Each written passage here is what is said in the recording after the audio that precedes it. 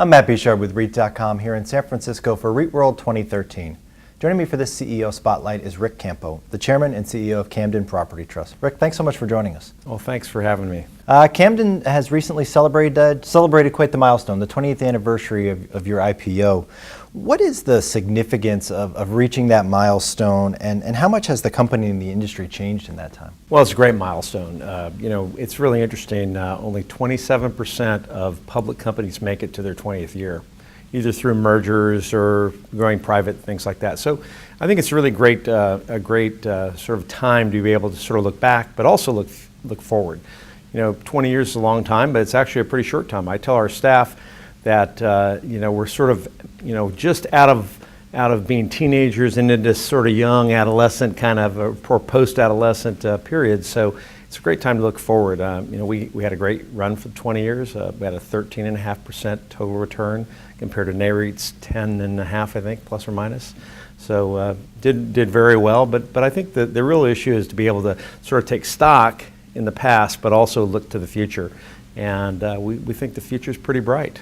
And speaking of that future, part of it certainly has to do with apartment fundamentals, which have been so positive for so long that naturally analysts and investors are going to wonder kind of, when that other shoe is going to drop. Are you seeing any pushback on rental rates or significant changes in occupancy in any of your markets that might cause you reason for concern? Well, overall, the fundamentals are really good. But as you point out, trees can't grow to the sky, right? I mean, we had in 2012, for example, we had our best year in revenue and same-store NOI growth than we had in 20 years, right? So coming out of the recession, that was very, very strong.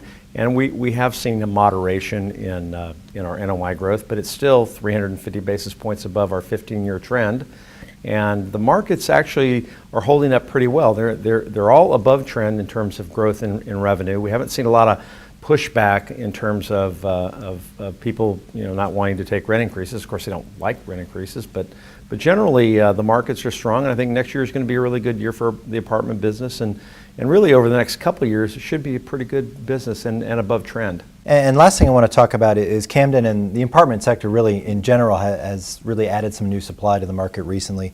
Do you expect your development pipeline to remain as active as it is, or are there any markets where you're kind of concerned about the need to pull things back? Well, when you think about the development business and the multifamily side, we came from a very, very low base. So we at the bottom of the recession, we're building 75,000 apartments, actually building less than we're being torn down. Right? So during the recession, we actually had a negative supply situation in our business. So today, while the supply is up, it's still not up above peak levels, and we're still sort of filling the hole, if you will, that we created during the downturn. In terms of development yields, we're still getting really good yields, 7 to 8% on development yields.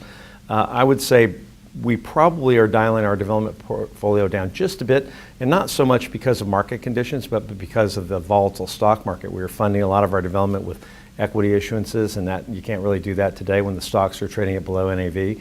But with that said, it's still a pretty good development environment for us to create pretty decent increases in NAV that way.